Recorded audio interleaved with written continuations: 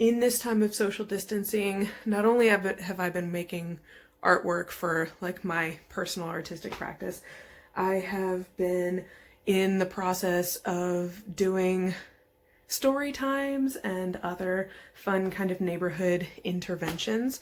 I am an educator full time and I miss working with people and teaching people. And so I have been looking for ways to still maintain that interaction while here at home, isolated. So I hope you enjoy. I hope you have fun. It is what it is. Thanks.